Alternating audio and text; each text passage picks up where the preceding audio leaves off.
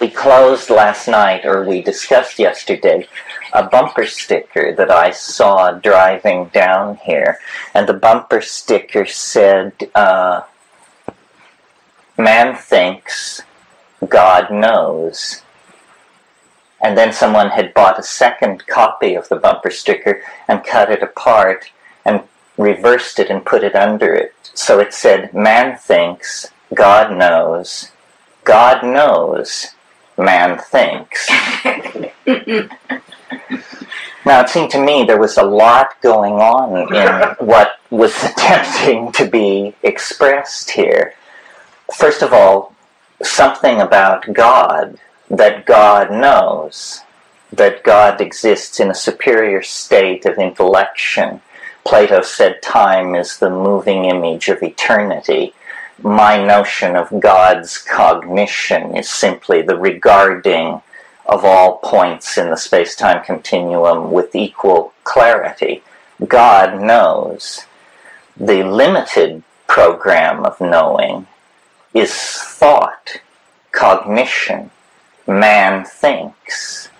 This is what man can do in imitation of the all-knowing and omniscient example of God.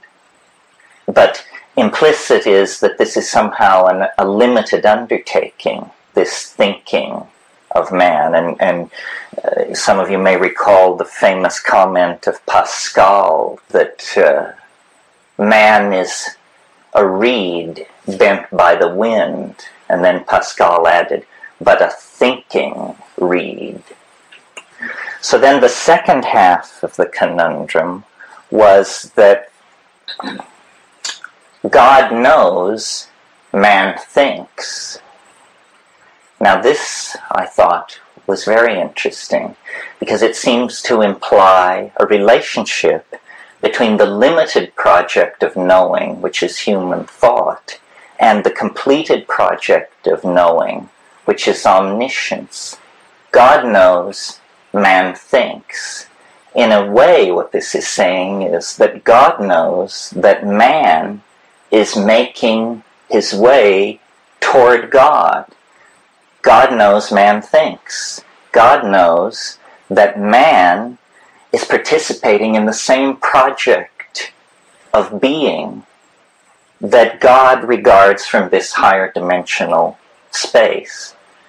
And so then this meditation on these 4 lines closes with the recurso, which returns you then to this realization that what we are talking about is the project of knowing, Heidegger called it, carried out on 2 levels, on the level of omniscience and on the level of limited being. So then I meditated on this after we discussed it yesterday, and I thought tonight it might be interesting then to talk about the thinking project of, that is the essence of humanness on one level, the thinking project which has as its vector, I call it concrescence, following Whitehead's Neoplatonism. One could call it God. Teilhard de Chardin called it the omega point. But the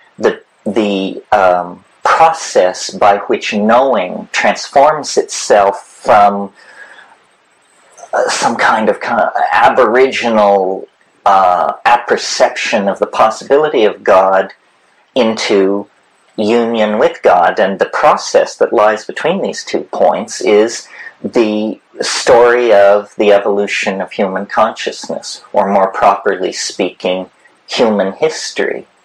And the interesting thing, I think, about the Western religions generally is their insistence on the tangentiality of God and history, that God was something to be realized in the life of each individual, but that there was also somehow a collective drama of redemption that was stretched out over a very large period of time.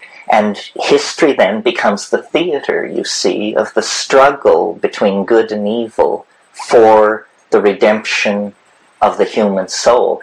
And from the modern point of view, or let's be more frank, from my point of view, this is primarily something to be analyzed within the context of language and our myths about it, and its evolution, and its potential future evolution. So and this is in my personal life, the great mystery to me, because I feel that my intellectual style is that of a scientist, and I take very seriously science, and yet not only my faith, but my experience has led me to believe that the world is not a construction of space and time and matter and energy, that mapping is insufficient, that the world is instead some kind of a linguistic construct. It is more in the nature of a sentence or a novel or a work of art than it is in the nature of these machine models of interlocking law that we inherit out of 1,000 years of rational reductionism. The world only behaves as science says it should when we confine our engagement with it to information that is at a great distance from us, like reading the New York Times every day. If you read the New York Times every day, few miracles will occur while you are engaged in that activity. Essentially what is happening is you are getting your cultural programming for the day, all your switches, if any need to be reset by cultural values, are reset at that point. But when we recede into what I call the primacy of immediate experience, the rules and models that we've been handed by science and what's called common sense are just totally found to be inadequate. And I don't mean when we perturb ordinary consciousness with psychedelic drugs. I'll speak about that in a moment. But I simply mean when we go into solitude, when we go into wilderness, when we endure great travail in our lives, or when we put ourselves in extraordinary alien circumstances, then it's as though the membrane between the ego and something else, which we could call our guardian angel, or the Jungian unconscious, or the overmind, something like that, the membrane grows thin, and the world loses its, its mundane character. And instead, things previously mundane begin to become charged with psychic energy. They become carriers of meaning. They become carriers of meaning. This is very peculiar. At a low level, it's not so astonishing. It's a kind of generalized opening to the world, because everything is imbued with significance. That tree, that person, that greeting, that conversation is imbued with a kind of depth and significance that is satisfying. It's like living deeply.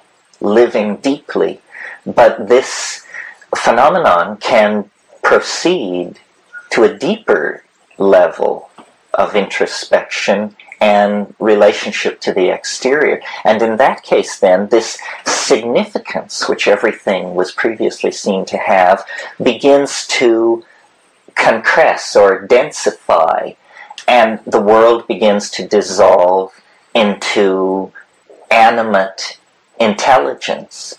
Now, at this point, if you didn't bargain for this, you're probably very concerned about your mental condition. And if you aren't, your friends are. Because what you're saying at this point is, the rivers talk to me, the trees whisper in my ear. What you're recovering is the meaning. That's all. The meaning that is self-evident in nature, but that we block. The meaning is so pregnant in everything that it can actually articulate itself in your native English tongue. And, talking rocks, talking trees, talking boulders, we define this as pathology. It means, in technical jargon, a severely diminished ego is in danger of overwhelmment by material from the inchoate and disorganized unconscious. Well, but what's actually happening is that for the first time in somebody's life or experience, they are meeting the resident meaning in reality with its force unblunted by conditioning and denial. And this is some kind of a linguistic process. We, and all nature, I think, swims in some kind of sea of signification, of which we are, in the same way that the amphibians were able to drag themselves out of the primitive oceans of this planet into air and exist in a completely different dimension. We, whether grandly or perversely, the verdict is not yet in, we dragged ourselves out of the sea of telepathic interconnected signification that united all life, and we exist, panting and pop-eyed, in this other dimension called history, ego awareness, presence of self, sense of loss, anticipation of gain. All of these dimensions of experience really have been added to what was previously the animal Tao, just the howling at the moon Tao of animal existence. And to this we have added, a dimension of future anticipation, a dimension of regret, a dimension of how do I make choices, and so forth and so on.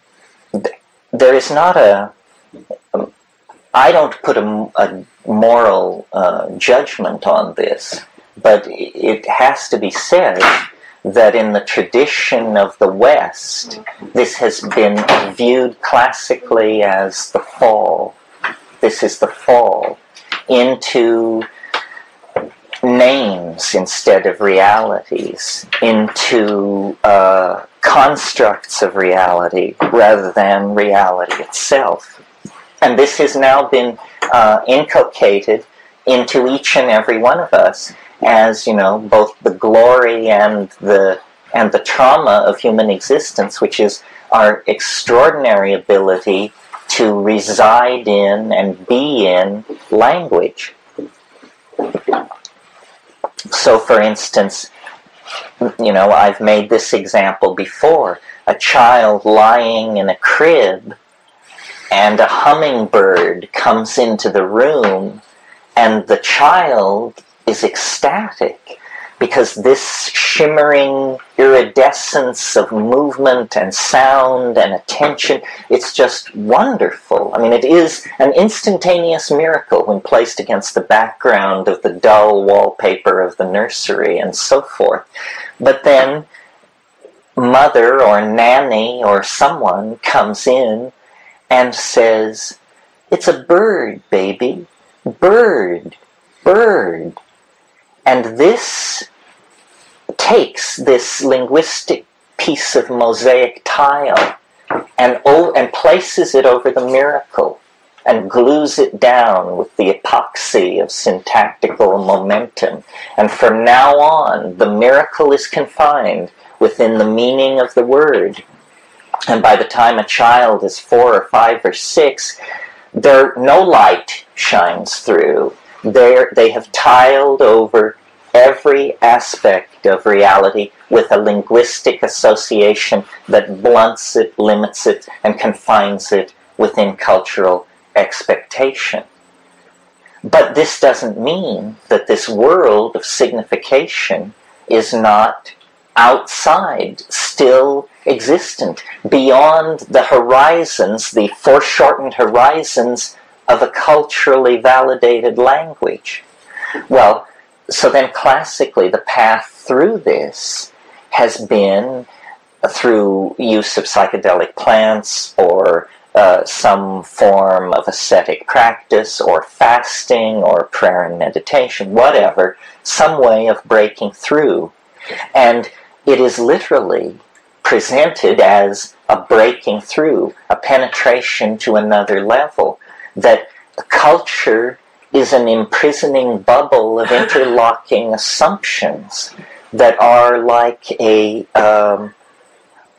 collective hallucination. I mean, I hate to say it because it's a recursive metaphor, but culture is like a delusion of some sort, because it isn't true, of course. It isn't true if you're a Witoto. It isn't true that you came from the piss of the anaconda god when he had to get out of his canoe at the first waterfall. That's not really true, but that's your cultural myth, and you live inside it. Our cultural myths, that the world is made of things called mu mesons and antiprotons, is of course not true either. But it's a linguistic construct that we culturally validate and live inside. And these cultural myths give permission for certain things. Basically, they give permission to ignore certain kinds of realities. So our language is uniquely set up to ignore, for example, the suppression of femininity. It's also uniquely set up to suppress the statistically infrequent. We really have no patience with that. We have an assembly mind mentality. What we're interested in is that things run smoothly. One can imagine a completely different mentality that cared nothing for statistical norms and only pursued the miraculous. I mean, India, in a way, is that society. They don't give a hoot for, how it works on the humdrum level, but the alien, the peculiar, the other, the unexpected is revered, adored even. So these kinds of cultural values shift, but now we are in a global culture with the combined understandings of 500, 600, 700 language groups and half that many literatures being poured into a global database where some people are assimilating enough of this to begin to play their part in the creation of a kind of global meta program for language. And I think it's interesting to talk about the form that this may take, because I see this as this is not our salvation, but this is the angel of our salvation. If we can transform and remake language, then we can have the conversation that we must have in order to save ourselves. But we cannot save ourselves until we have a language adequate to the problem that we're facing. And English just won't do it, because English is a language of subject-object opposition. It's a language of a past, present, and future. And the kind of world we're living in is not that kind of world. Now, toiling in the background, misunderstood and unnoticed for centuries, have been mathematicians laboring to create what they call meta-languages of description that seem to them very satisfying, to the rest of us very bewildering. A question worth asking is, why is it that this language, mathematics, which we have so much trouble understanding, seems so tremendously powerful when it comes to the description of nature? This is not a trivial question. Why should numbers, in a sense the most abstract quintessence of the human mind, have anything whatsoever to say about the topology of three-dimensional space and time? It isn't clear. What I believe is happening, and we talked about this last night, generally in the form of a conservation of novelty throughout the history of the universe. But I tended last night to present the universe as a material thing. I spoke of atoms compressing into molecules, into organic creatures, into thinking beings with civilizations and so forth. But another way to think of this is a kind of take a spiritual X-ray of the material universe and then say, if matter is merely the vehicle of the transformations that we call the life of the universe, well then what is the inner dynamic composed of? What is it that is striving? What is it that bootstraps itself forward? What is it that self-reflects? Well, I think what it is it's actually information. Information is some kind of ontological modality that is capable of organizing any system in which it inhabits into self-reflection. So you pour information into matter and you get back DNA capable of making life. But there is a persistent spiritual tradition backed up by psychedelic and shamanic experience that says that there are also hierarchies of incorporeal and disincarnate intelligence that is nevertheless highly organized. Well, until the advent of the computer, I think we were just pretty much at a loss to form any conception whatsoever of how you could have consciousness without a body. But the computer shows us that you can have large-scale systems which have degrees, and then, there's a long philosophical wrangle, which we can just stamp as for another time, degrees of sentience in operating systems. So then it seems to mean that information is the thing which uses matter, uses light, uses spirit, uses whatever it can put its hands on to organize itself into higher and higher levels of self-reflection. Well, then, to what end? I mean, what is all this? Is it just an innate drive toward totality? Or is it a process which exists completed in some higher dimensional space, and we are somehow trapped in a lower dimensional matrix, and we have to endure the illusion that it is incomplete? I mean, I don't have answers for these things. This is the business of theologians, basically, to tell us where we are in this universal machine.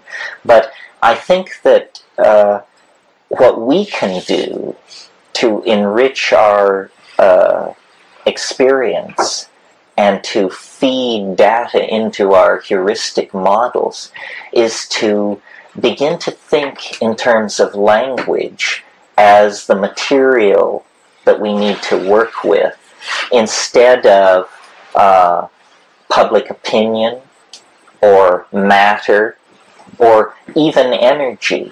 It's meaning that we need to coax into our lives. Number one, as meaning enters our lives individually, we become more capable of raising our voices, both in joyous song and in political protest, if necessary.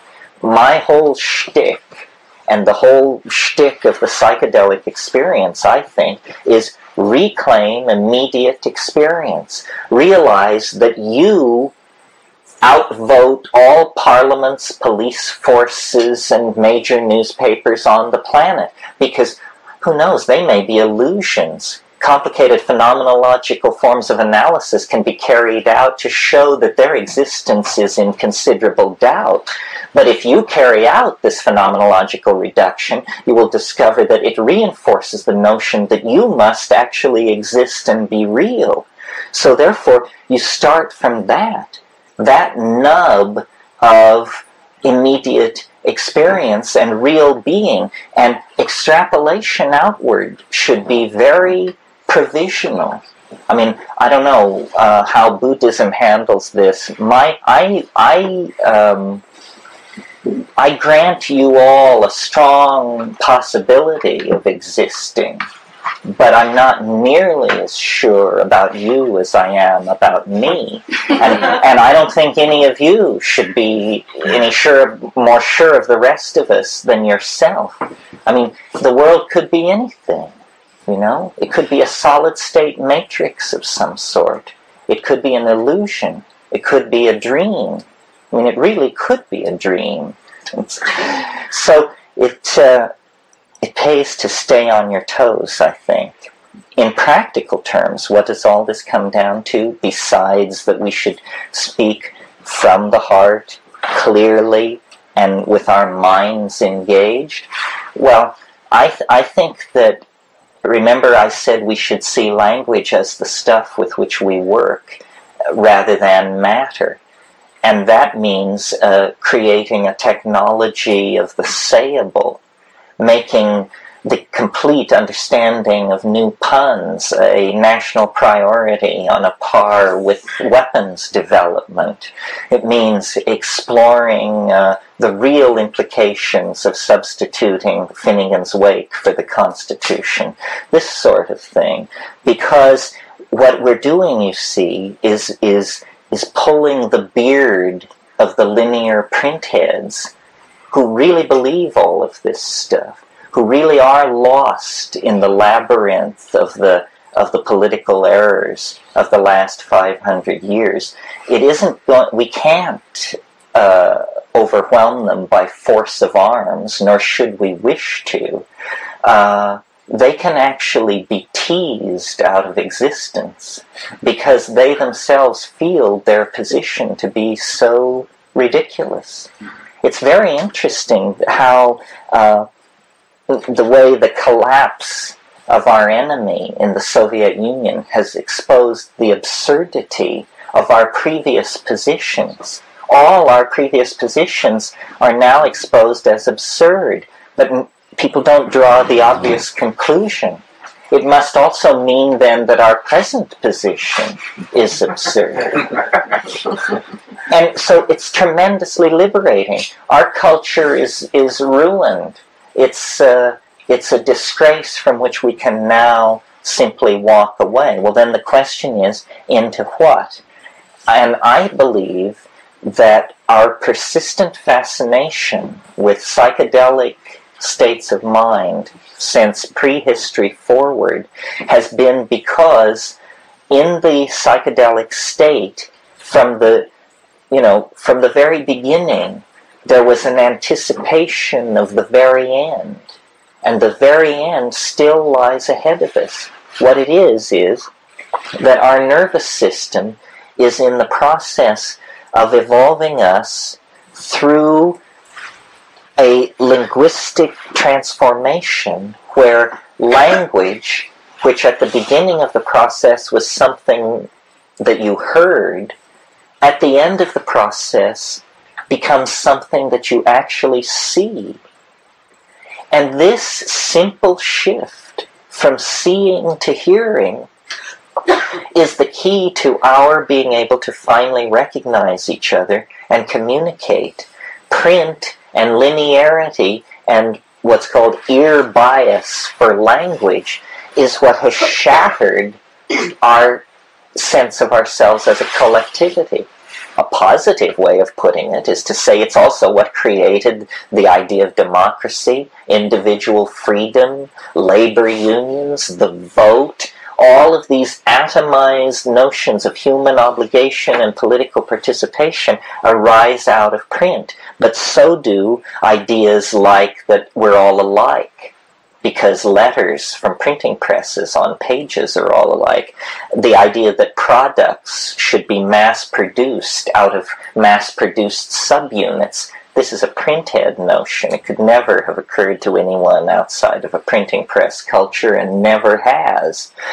These ideas have imparted to our existence a tremendous material opulence and intellectual poverty and spiritual uniformity. And now, literally, we have to illuminate our civilization. We have to take its shoddy, spiritually empty Bauhaus skeleton and illuminate it, psychedelicize it, let 1,000 Paisleys bloom. In other words, release the design process from a commitment to material values. Well, how can you do that? Because the bottom line of material values is the bottom line. It costs. The reason we build in the Bauhaus style, for whatever reason we got into it, we now build in that style because it's the cheapest around. And once you start adding filigrees and changing things, costs soar. How can you do that in a civilization with a cult of democratic values, individualism, and print-created linear uniformity? Well, the only way you can do it is you have to drop design costs to zero. The only way you can do that is if you build virtually. This means you build in an electronic dimension that is added on to ordinary cultural space like an orthogonal dimension. In other words, it's like a TV that you walk into. It's called cyberspace. And in cyberspace, things are built out of light. So it costs as much to build Versailles as it costs to build a hamburger stand. Because Versailles and the hamburger stand are just two programs that look exactly the same on disk. So what this means is that the previous set of class-created values based on the acquisition and control of matter begin to break down. This is already happening in America on one level where, to live as a middle-class person is to live on a better level than the Mughal emperors ever dreamed of. I mean, what Mughal emperor could stride to his refrigerator and see cases of French mineral water, juices from the South Seas, pomegranates from South America? Eat your heart out, Mughal Delhi. No chance. So, in a sense, we're beginning to create this leveling, but we have created it by looting the material resources of the rest of the world. Conceivably, it can be created in a virtual space where we would all live in this world, a rather monkish existence. But, there's that wonderful passage in Finnegan's Wake where he says, he's speaking of the red light district of Dublin, which is called Moycane. And he says, here in Moycane we flop on the seamy side, but up Nient, prospector, you sprout all your worth and you woof your wings. If you want to be phoenixed, come and be parked. Well, he was advocating death as a solution to life's problems. If you want to be phoenixed, come and be parked. My solution is not so radical. I think if you want to be phoenixed, come and be parked at your local virtual reality arcade. And then you can be phoenixed in several ways. Well, some of what I'm saying here is facetious. We talked last night about Stan Tenon's wonderful object. For those of you who weren't here, this is a man, a Kabbalistic scholar, who has developed a piece of sculpture such that when you illuminate it from a certain angle, the Hebrew letter Aleph appears as a shadow, and then you move the light slightly, and Aleph turns into Bet. And then you move the light slightly, and so on, in order his sculpture produces all of the Hebrew letters as shadows from this beautiful form which he calls the lily. And it ties in with an experience that I had. Well, first let me talk a little bit more about this lily thing that Tenon has discovered. He also made one for Demotic Greek, which, for those of us who thought it was proof positive that Hebrew was the language of God, this was a real blow to the chest. But because he did one for Demotic Greek too, and it works just as well, implying, and he's working on Arabic, implying that perhaps such forms exist for all alphabets. And so then I was thinking about this last night, and I said, well, if there's a sculpture in 3 dimensions that throws the 2-dimensional alphabets, then obviously in a higher dimension there must be a form which throws into lower dimensions the sculptures that make the alphabet. So that means all alphabets, all letters lead back to a hyperdimensional surface of some sort, which can probably then be described with some kind of weird fractal algorithm. And so then I thought, wow, this is a pretty Hebraic vision of what's going on here. We have the alphabets of local languages being generated from higher dimensional objects that are 3-dimensional, that are then referent to still higher dimensional objects that through which the light of God's love passes, scattering out into the radiance of what can be said. And in a way, this is sort of my vision of the millennium, that we will be resorbed into the Word. The whole story begins in principio et verbum, et verbo caro factum est. In the beginning was the Word, and the Word was made flesh. The whole cosmic drama is the mystery of what it is for the Word to be made flesh. Language is seeking to birth itself into the domain of concrete existence. That's obviously what the Word made flesh means. And it seems to me that if the Word can be made flesh, this implies a reciprocity. It implies that the flesh can be made Word. And this brings us back to what I was talking about at the very beginning this evening, which is the curiously literary nature of reality. That it's much more like a novel by Thomas Pynchon than it is like an equation by Ilya Prigogine. And why is that? Is it because, in fact, the flesh is Word? And that understanding this is the real task of uncovering our spirituality.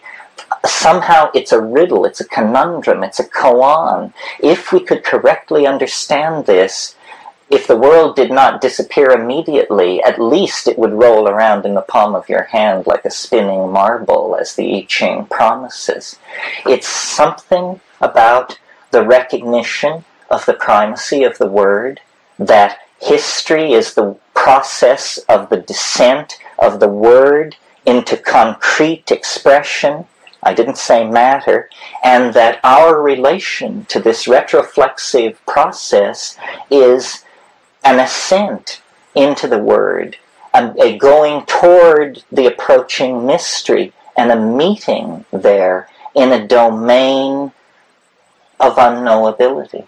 Essentially, this is the casting into being that Heidegger talked about. This is the going to meet the stranger. This is the flight of the alone to the alone that is the driving force of Plotinus's mysticism. Well, that's really all I have to say about that. So, let me see what time how am I doing? Question and answer. Yeah, let's take some questions if there are any.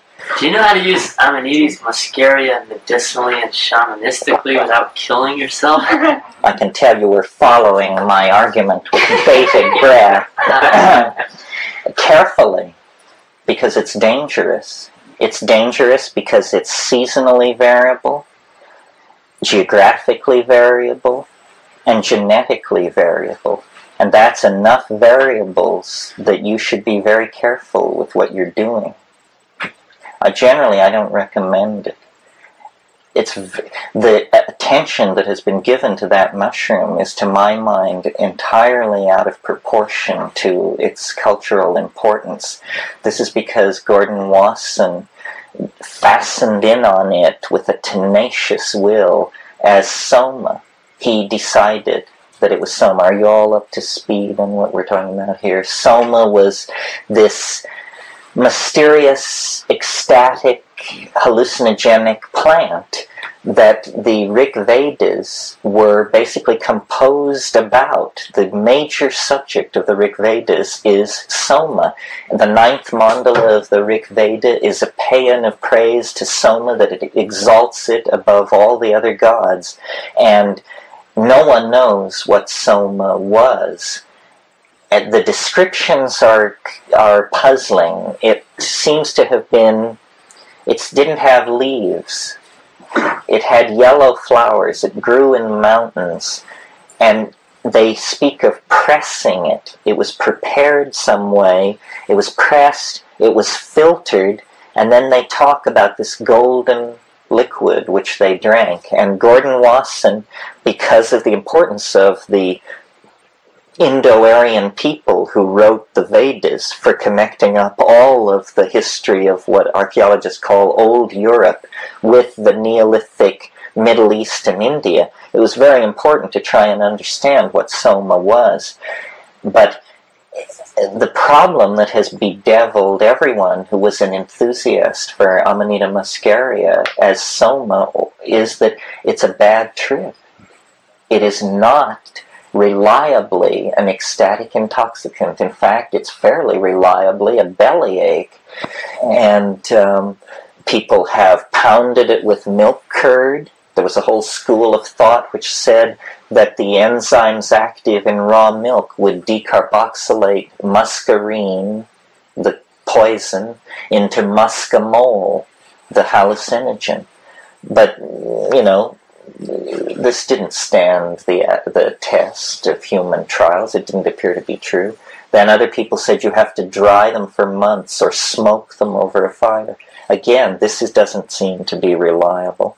So Wasson went to the grave. He, in his last book, Persephone's Quest, he referred to Amanita muscaria as the supreme entheogen of all time, which was just a completely wrong-headed judgment, I believe. And this was from the man who discovered the true psilocybin mushroom cult in Mexico. There was an angle on all this which Wasson completely overlooked because of his bias towards certain languages, and that is that along with all this Indo-European Vedic Hindu material, there was a Zend-Avestan literature based around Homa, the same stuff, same word. And from there, Flattery argues that it was Pagamen harmala, that it was harmaline, that it was not a mushroom, that it was a higher plant in the Zygophalaceae. And I think probably he's right, actually. It's a very interesting book. Apparently, in the Avestan classical period, no one would have dreamed of having a spiritual experience without resort to drugs. They just put it very plainly. They're the most matter-of-fact people. These texts are fascinating, but they don't devalue it. They say, you know, here's our map of the spirit world entirely based on our drug experiences, and here are the drugs we use, and to see these angels you must use this drug, and to see these angels this drug, and so forth. We don't really know what these drugs were because the etymologies are lost, but harmaline figures very strongly in all of this. And of course harmaline is a neurotransmitter present in human metabolism. In fact, I didn't get into it tonight because I was trying to keep it off the biochemistry and that sort of thing, but this transformation of language from something heard to seen that I was talking about, I believe is a 1 or 2 gene mutation. That's all it would take, because in the human pineal gland there is a compound called adenosine. That's what the enzymologists call it. But when you show it to a plant biochemist, he says it's 6-methoxytetrahydroharmalan, and so it is. Adenosine and 6-methoxytetrahydroharmalan are the same thing. Well, it's a psychedelic harmine alkaloid, similar to what's in Pergamon harmala. It could be converted to DMT by a simple methylation. Well, a 1 gene mutation would make a methylation possible. Attention, consciousness, cultural values, we don't know how many times since the invention of language there have been significant mutations in the chemistry of the nervous system that have created significant changes in cultural programming. I mean, doesn't anyone find it a little odd that the laws of perspective were discovered less than 400 years ago? I mean, what the hell was wrong with people before that? How can you discover the laws of perspective? I mean, I find that not credible for somebody to say that the laws of perspective were discovered. It's always seemed weird to me. It's as though, there was a shift, a very subtle tweaking of the processing of visual space itself necessary to be able to do that. Yeah. You've spoken about the Word and the Word made flesh, and Dorothy Sayers wrote a book called The Mind of the Maker, in which she discusses the Trinity as really an image of what the creative process is all about. And where the Father is having a great idea for a play, and there's a Father. The Son is making the thing happen on stage, bringing it into the world and having it made flesh. And then the Spirit is the response that you have to that completed product, and how all three of them really beget one another and they nurture one another. And she talks about people who have these problems with scalene trinities, where there's someone who, let's say, may have only the Father, only have a great idea, but be unable to make it into something that's physically real on a stage. And I wonder if you could pick that up as far as... Yeah, I mean, speaking to it generally, I think if you think of history as this kind of a process, Western history as the manifestation of the Demiurgos, Ildabaoth, Jehovah, and then you get this middle declension in the Christos, and then this peculiar and misunderstood promise of the redemption by the Holy Ghost. McLuhan, who's a very interesting figure as a radical thinker in communications theory and a devout Catholic, believed that the manifestation of the Holy Ghost was electricity. And to him, the ringing of the planet by electronic media was the enfolding arms of an archangel. I mean, he literally saw electricity as God's love made manifest. And he may not, he hasn't been proven wrong yet. I mean, it may yet knit us all together and make us one and lift us off and send us to the stars. It's some wonderful stuff, electricity. I like to talk about it because for thousands of years, electricity was this stuff which some people knew about, and what they knew was that you skinned a cat and you dried its skin in the wind, and then you got an amber rod, a polished rod of amber, and then you would go into a dark room with your cat skin and your amber rod, and you would rub it back and forth like this, and then you would pull the amber rod away from the fur, and you would see miniature lightning storms. of static electricity. And that was it. For thousands of years, that was it. And then in the 17th century, make it the 18th century, people invented what were called Leyden jars, which were this tricky way of storing this stuff so that you could store up a lot of it, and then in a dark room you could discharge it across a gap with this snap. And from that, you know, I mean, you talk about a shamanic invocation. From that, you know, we light cities, we smelt steel, we sink shafts miles into the earth. And it's just this little elemental that we were able to coax into becoming our friend. Well, who knows how much of this sort of thing there is. According to McLuhan, that's the major thing. And the electrification of the body, you know, this is a theme you get as early as Whitman. I sing the body electric. You get it in Stephen Vincent Benet in his poem John Brown's Body, where he says, I see the human body, cold electric rage, and he pictures it as a superstructure.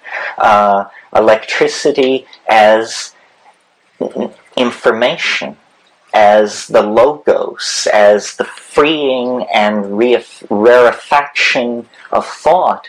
It all, it's credible. It's credible.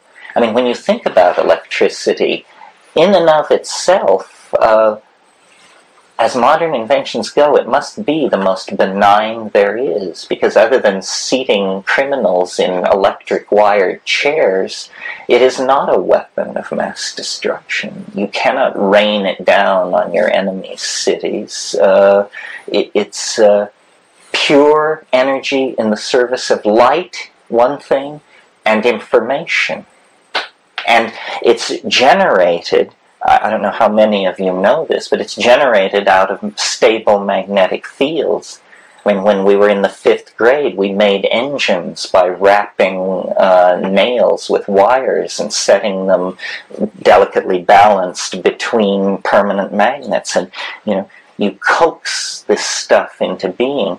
We take it for granted because we don't understand it. But if you're down close to where it's coming into being, it's like coaxing some kind of demon out of the matrix and into the service of thought and light.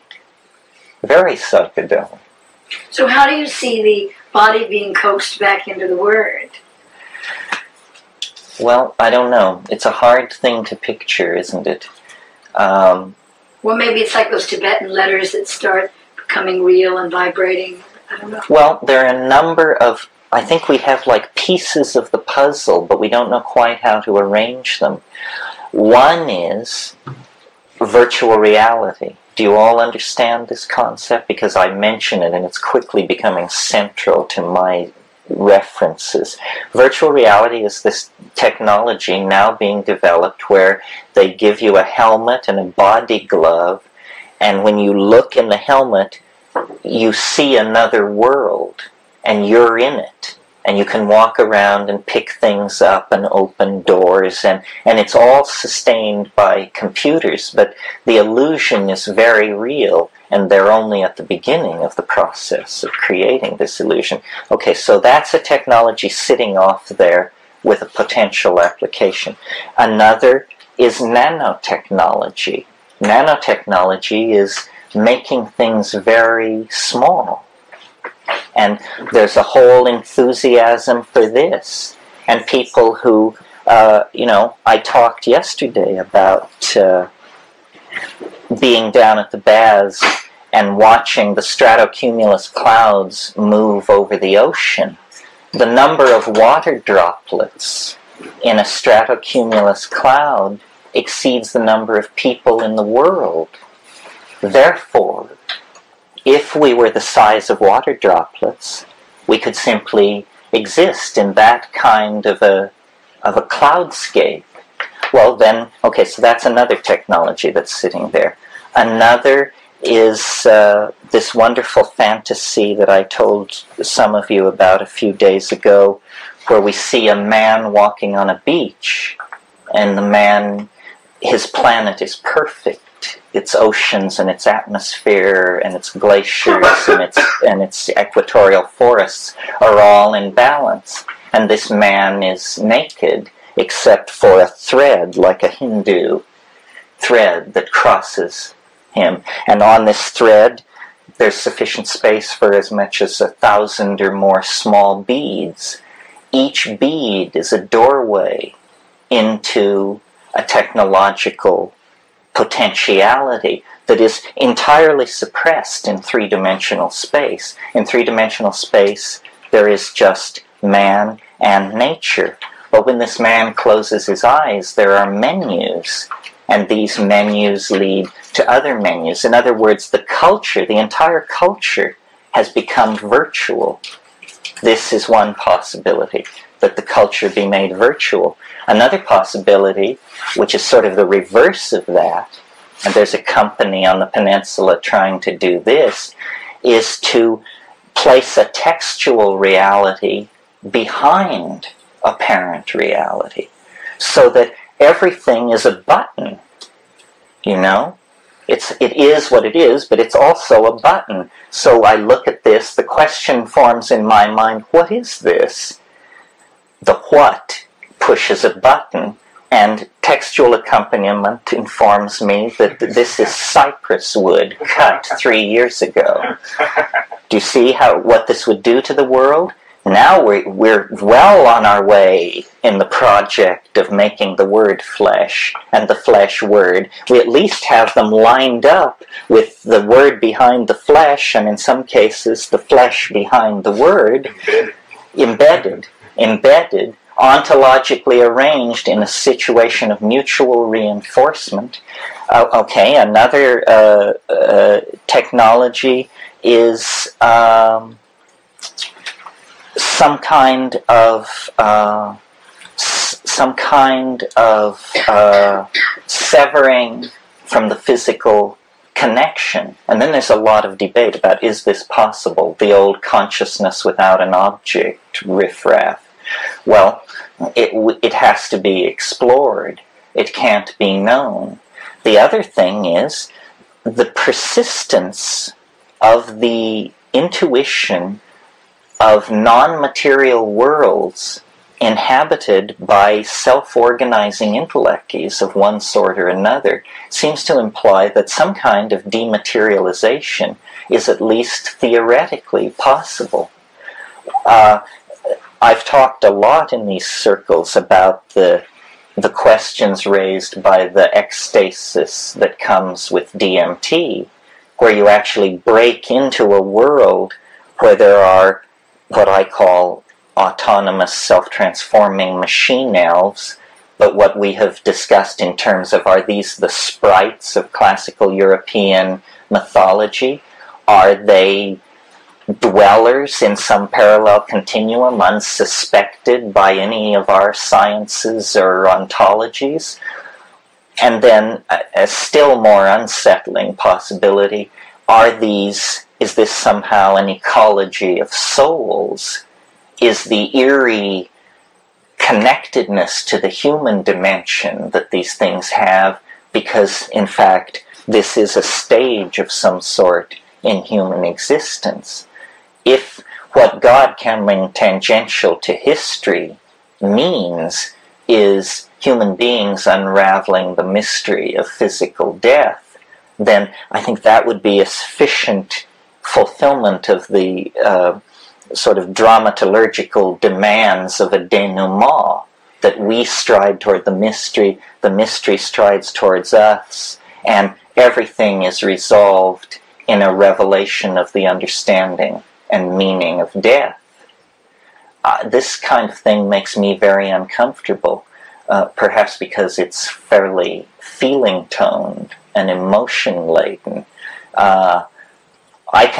It doesn't trouble me to imagine contacting informational beings in a parallel continuum, but the notion of encountering an ecology of souls, I think, is hair-raising if you take it seriously, because even the most spiritual of us are so deeply programmed by the assumptions of scientific materialism that I think something like that on the short term here and now really gives us pause. Brother David. In this process of breaking through to the worldly flesh, where do you see the function of the poets? Well, you know, people have talked, Robert Graves and others, about what he called an Ursprach, an original speech, and Celtic poetics somewhat assumes this. I think this language that is seen is a project that the poets should take very seriously. We need to not simply make better poetry, we need to make poetry of an entirely different order, and we will recognize it when we see it, not when we hear it. It will not be heard, it will be seen.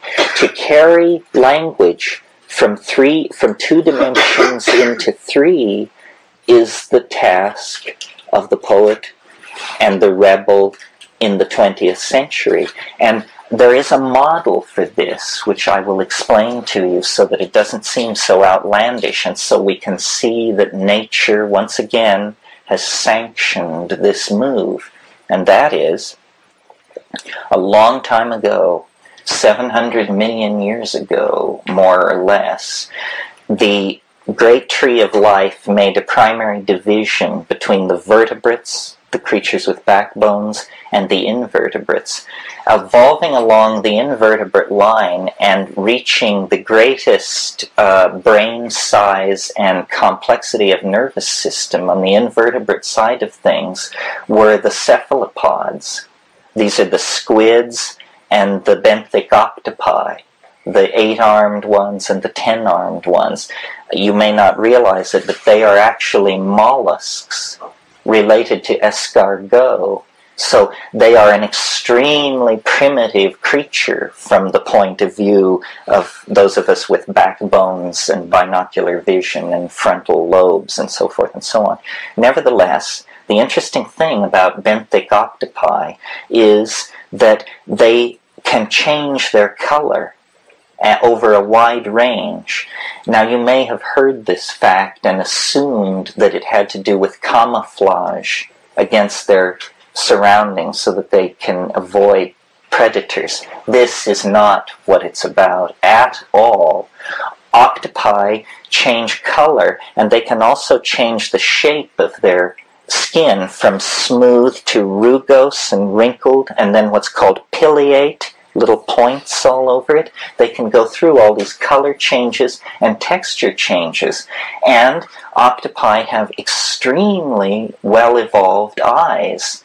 In fact, evolutionary biologists always compare the eyes of octopi to human eyes as an example of what is called parallel non-convergent evolution, because clearly the two are not related, but the argument is made, you see, they solve the problem the same way in 2 different places. So it's a very neat example of convergent to convergent evolution. But what is interesting for our discussion is the mode of communication of these things. They become their linguistic intent. This repertoire of blushes, dots, stripes, traveling fields, color changes, and then, because they are soft-bodied, they can quickly reveal and conceal all parts of their body very quickly. So if you watch an octopus in communication, its surface texture is changing, its color is changing, and it is hiding and revealing, it's dancing. And it's a dance of pure meaning, perceived visually by the object of its intention, which is other octopi. So compare this for a moment to our method of communication. We use rapidly modulated small mouth noises. as primates, we have an incredible ability to make small mouth noises. We can do this for up to 6 hours at a stretch without tiring. No other thing that we can do approaches the level of variation with low energy investment that the small mouth noises do. A person using a deaf and dumb language is exhausted after 45 minutes. But the problem with the small mouth noises form of communication is I have a thought. I look in a dictionary that I have created out of my life experience. I map the thought onto the dictionary. I make the requisite small mouth noises. They cross physical space. They enter your ear. You look in your dictionary, which is different from my dictionary. But if we speak what we call the same language, it will be close enough that you will sort of understand what I mean. Now, if I don't say to you, what do I mean? You and I will go gaily off in the assumption that we understand each other. But if I say to you, did you understand what I said then? You say, yes, you meant that you don't want to sit with Harry and Sally because their pending divorce makes you uncomfortable. Say, no, that's not what I meant. I meant... So there's misunderstanding because the dictionaries are not matched. Now, notice what's happening with the octopi. There is no dictionary. Both parties are seeing the same thing because my body is my meaning. I become my meaning, and you behold the meaning I have become. I am like a naked thought, not even a naked nervous system, more naked than that. I am like a naked thought in aqueous space, unfolding in time. I maintain this is why octopi eject clouds of ink. It's so they can have private thoughts. Because if you can be seen, you can be understood. Well, this is a perfect model condoned by nature for the kind of transformation that we want to lead our culture toward. And I don't think it's that outlandish. Our previous animal totems were chosen unconsciously and were rather unfortunate, I think. I take the totem of the 19th century to be the horse, expressed as the steam engine. And the totemic animal of the 20th century is the raptor, the bird of prey, expressed as supersonic high-performance fighter aircraft, which is just, the leanest, meanest machine you can get together these days. But these mammalian and avian images are too close to the rapacious heart of the primate inside us. Embracing an image of the soul like that of the octopi is a permission for a strange and alien kind of beauty to be let into our lives. And these things are strange and alien, let me tell you. The situation I described with these octopi was coastal, shallow water octopi, so-called circulittoral octopi. But they have also evolved into the depths, the so-called abyssal octopi that exist below 1,500 meters in the sea, where there is absolute darkness, and to carry their intention to communicate into that darkness over the past 700 million years, they have evolved phosphorescent organs and have covered themselves with lights, with eyelid-like membranes that can be rapidly blinked and flickered, so that when you descend into the abyss, you then see pure linguistic intentionality among the cephalopodia, because they have become what we aim to become under the wise leadership and stewardship of George Bush, namely 1,000 points of light. You know the neural Long way to that. Is this guy for real? Nobody HR line. Was it a W.H. Auden I line? think I stole it from him. Was it Flanders Fields, Armies Clash by Night, and that whole business? Are they only beholding one another, or is there maybe a mechanism at work, like when yawning is contagious, that it's not only watching, but actually what happens to your body is transmitted to mine? Well, this is fascinating stuff to study. The biologists who are studying these things are actually creating a grammar and a syntax, and they are beginning to understand what certain things mean, and the level of meaning. There's a wonderful book called Communication and Non-Communication Among the Cephalopods, and it makes the point that communication is a very double-edged thing. You want to communicate to somebody, but usually your message is it's also important that your message not be picked up by other somebodies. So there can't be just a full-on drive toward apprehendability. There also is a countervailing force toward concealment, obscurantism, double entendre, so forth. You know, someone said language was invented to lie. Well, in a way, that's true because of the problem of non-communication. As soon as you have something to communicate, there are places you don't want the message to go. And so this creates a very interesting problem. If I were 20 years old, I'd go back into marine biology just to spend time with these things.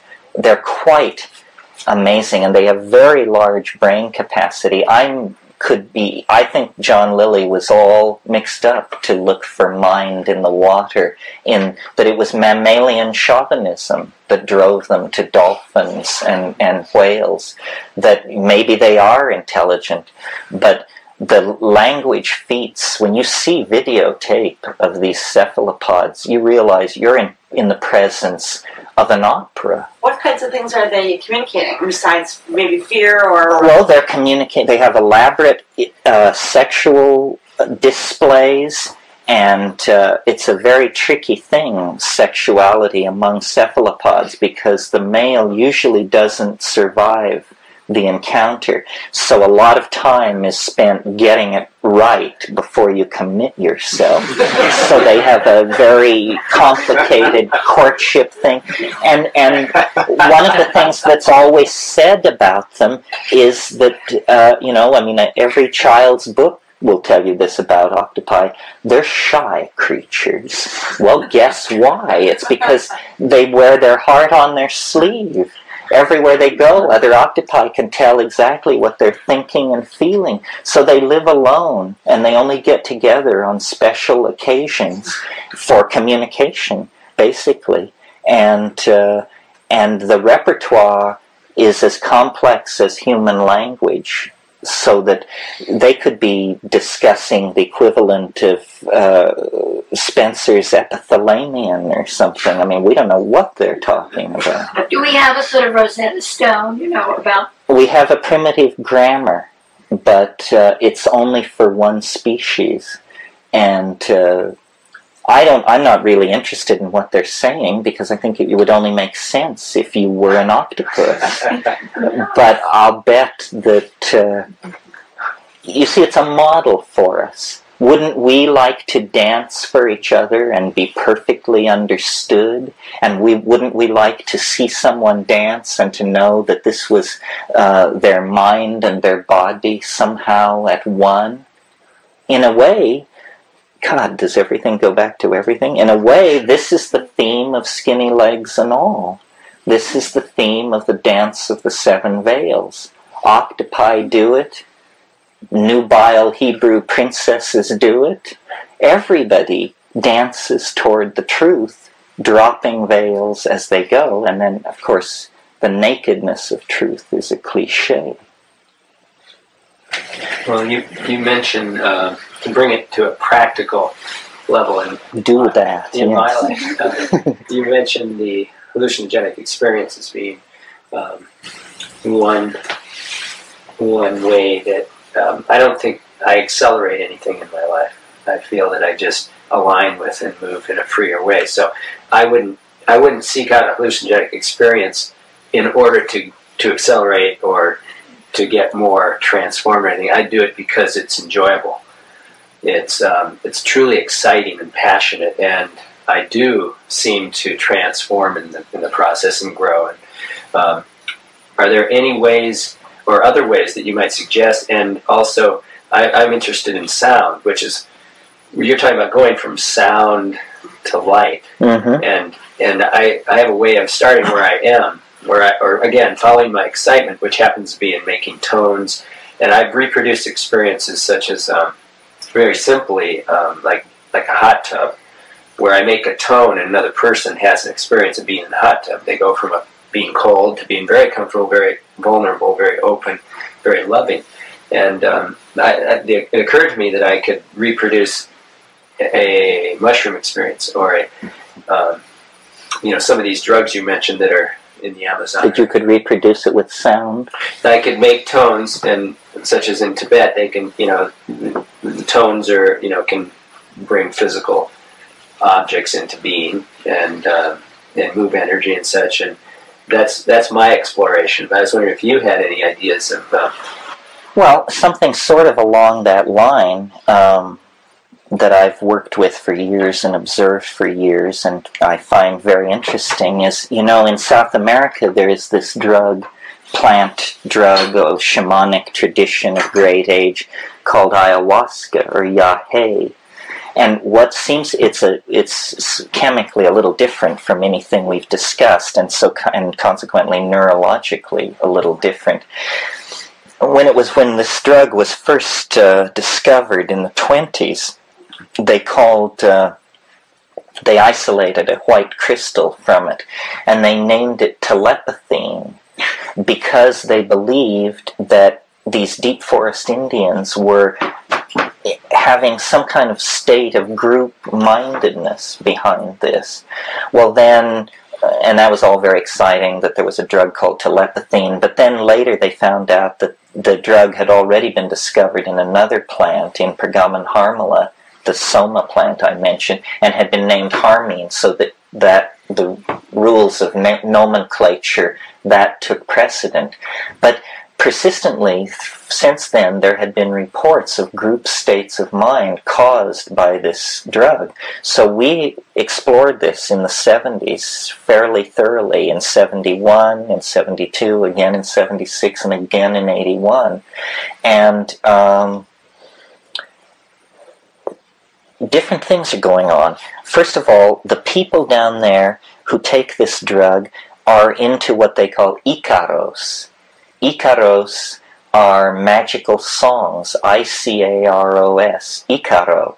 And the accomplishment of a shaman is judged by how many of these magical songs he has. And they're taught to you by the spirits, they say. But the interesting thing is that the Icaro within the culture is criticized as a work of visual art. It is not thought of as a song. It is not listened to. It is looked at. And when people criticize it, they criticize its form and its color. And in taking this drug, we discovered that there is something about it. It seems to dissolve a cultural barrier between the synesthesia of sound and light, so that you can make a tone like and it emerges as a streak of cyan blue that just stands there in space as long as you, and it clearly, this stripe is related to the sound. When you stop the sound, the stripe disappears. Well, then you discover that when you modulate the sound, the color is modulated. Well, then you begin breaking it up, and you discover that voice has become transformed into an instrument for manipulating light. And again, it has to do with these drugs, which are very close to neurotransmitters, just one gene away from being naturally produced. It's as though this is the biochemical place where what we experience as the evolution of language and our abilities, our cognitive abilities to integrate and express language are happening. So that, I think this should be looked at. I think maybe the path to the kind of visually beheld form of communication that I'm talking about is to look at shamanic cultures where this may have been happening all along and people assume it. It is true when you go up these jungle rivers to the really bare-assed people that the elders do get together and take this stuff, and they do have a complex collective image of what should be done for the good of the group. It's not exactly a vision of the future. It's more complicated than that, because they also have a vision, a three-dimensional vision of the kinship structure of the village, of a whole bunch of clan and SIB group associations to plants and animals in the forest, which are hidden from the eyes of the casual visitor. It isn't that so much that they predict the future as that they go into a higher dimension of their own cultural information space, and from there they make decisions. Where should we hunt? Who should we make war on or not make war on? Where should we move? And even decisions about triage of children and this sort of thing, because this does go on. So, how much of human navigation through history has been done by processing ordinary cultural information on a higher dimensional level by perturbing neurological functioning? I mean, if there is any angle that would have given us an edge, we would have found it and we would have used it. And I've discussed in other lectures the way in which small doses of psilocybin improve vision, and how this would have fed back into a primitive hunter-gatherer system. Very simply, they would have just outbred everybody not using mushrooms, because a pair of chemical binoculars in a hunting environment is an adaptive advantage that could not be ignored, and so forth and so on. Yeah. By copying your hand movements, it helps me see what you're talking about, like in virtual reality. And that's what they do in neuro-linguistic programming. And the people who made firewalking popular, like Tony Robbins in this country, were neuro-linguistic programmers. Maybe neuro-linguistic programmers could study octopi. Yeah. Mm. If I had 8 hands, I could really get gestural. A funny experience involving octopi. I know a woman, I'm sure she would not begrudge me this description of her. She is a very frank exhibitionist. I mean, this is the woman who at every party takes her clothes off and dances on the tabletops and so forth. She is an inveterate exhibitionist. She's totally frank about it. And I had been to the Monterey Aquarium and seen the octopus there. They have a giant octopus. Well, most of the time this guy just hunkers low, and he's sort of off in a corner, one beady eye, checking you out. But, of course, because octopi have this mode of communication, they're very set up to respond to visual display. So this woman walked past this tank, and this octopus practically leaped into the air. It came down out of the tunnel. It was pressing against the glass. It was beating against the glass. And what it was one exhibitionist recognizing another. I mean, it was just clear across the species lines. The power of neurosis knows no barrier. She also had almost orange hair, very red, bright hair that the sunlight had hit. That's true. It was probably sending a message to this octopus that was obscene in the very least. Was she dancing? Or? No, she was just trying to be unobtrusive, but this woman being unobtrusive is a showstopper. Terence, when you talk about language, or the word you said people talk, to me you left out like the whole body language. And when you go into print, I'm making all these unconscious assumption values of what you're saying is true, partly based on your body language. True, but body language is has really faded for us, probably because of the telephone. I mean, the telephone really staunches that. And yes, it would be there. We probably were much more linguistically rich in the past. Well, he just said, and we've muted ourselves better by watching your hand. Yeah. Terence, just to let you know what happens when you discover sparks nowadays. When I was a kid, I was a science buff, and I made a Tesla coil and so on. Before that, I accidentally induced a spark in a transformer. Unexpectedly, the spark jumped, and it was sort of my first religious experience. I saw this spark, and all sorts of things burst loose in my 10-year-old head. 2 years later, the FCC triangulated my house for emitting spurious radiations, because you have to regulate all that sort of thing. And I felt sort of like someone put a big pot lid over my head, and between that and being suckered in by the Moody Bible Institute with their big Tesla coil movie, it just left a bad taste in my mouth. I'm glad we're on to other things now besides sparks and amber.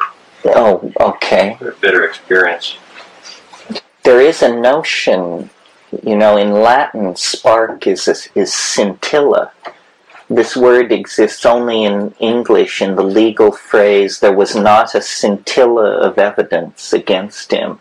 But in alchemy, this idea lived on for a long, long time. And there's a whole literature of causing the scintilla and seeing it like you did. So you were unconsciously caught up in an alchemical archetype.